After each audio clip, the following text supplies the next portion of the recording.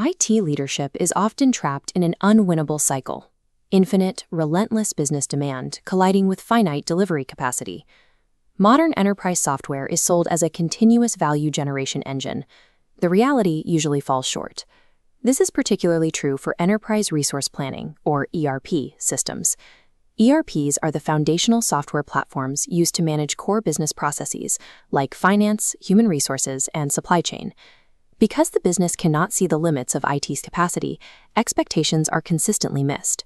Technical debt accumulates silently in the background, and institutional trust evaporates. This creates a condition known as operational drag. Manual workarounds, recurring support tickets, and baseline maintenance begin to consume every available hour of IT capacity.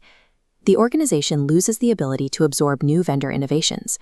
Leadership then falls into the software replacement reflex. They assume the platform itself is broken, rip it out, and sign a massive check for a new vendor.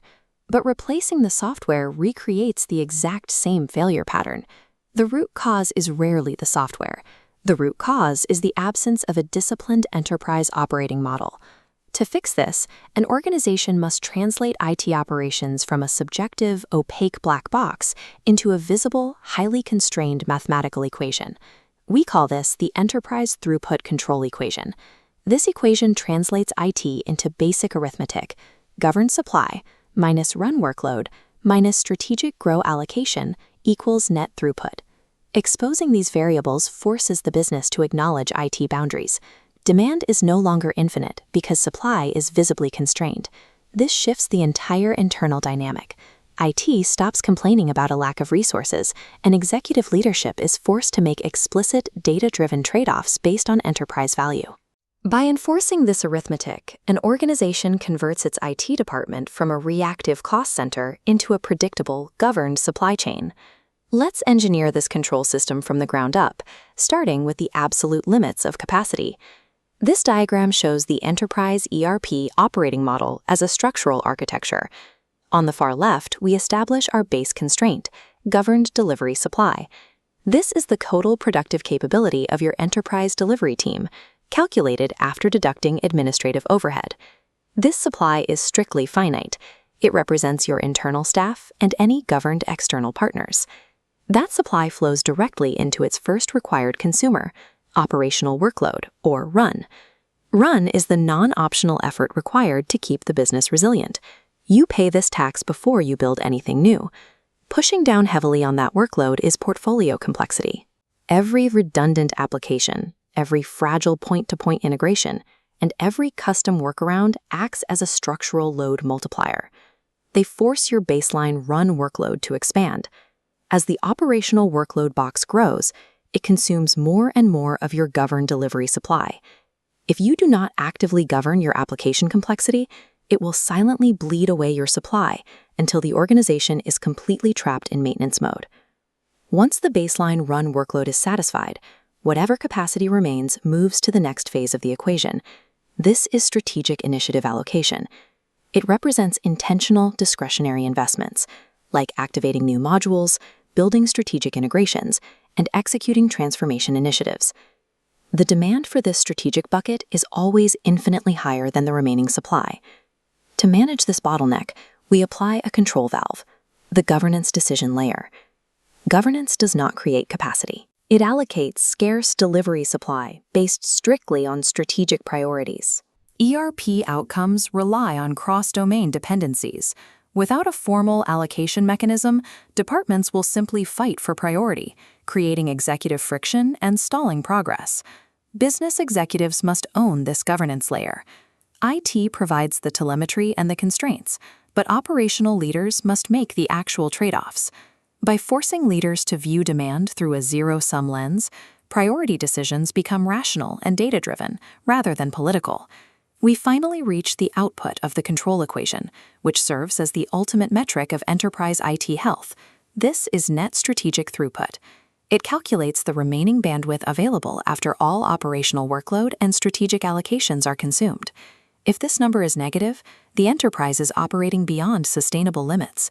A negative throughput directly increases exposure to operational failure, cyber vulnerabilities, and regulatory risk.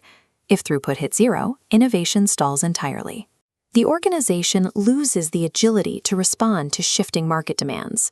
To prevent throughput from reaching zero, the model relies on a critical feedback loop: continuous improvement allocation.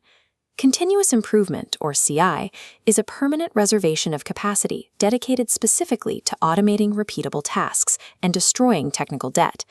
To fuel this engine, we rely on the operator visibility principle. The analysts working inside the system every day see the manual workarounds and integration fragility that executive leadership completely misses. By formalizing an analyst value contribution program, these operators are given a structured mechanism to signal exactly where that continuous improvement capacity should be deployed. Continuous improvement actively shrinks the baseline operational workload.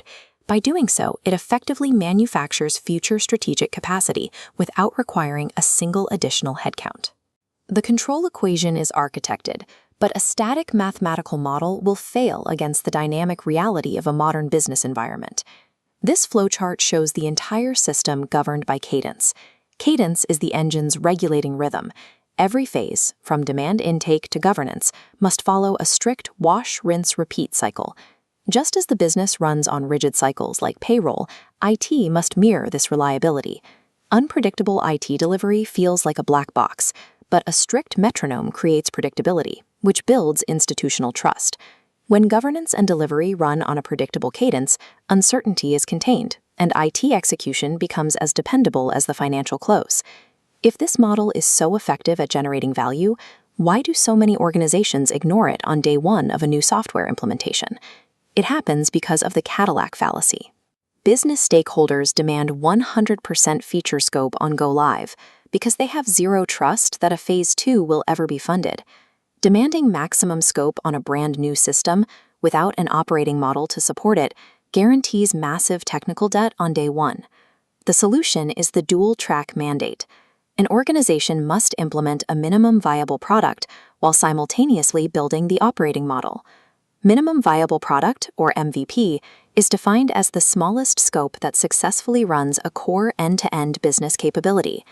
Enterprise strategy is about managing probabilities, not certainties. This dual-track approach aggressively stacks the odds of success in the organization's favor. The project delivers the software. The operating model delivers the perpetual engine that guarantees phase 2 and beyond. Stop treating enterprise software as a temporary installation. Instrument the throughput equation, build the engine, and master continuous enterprise value.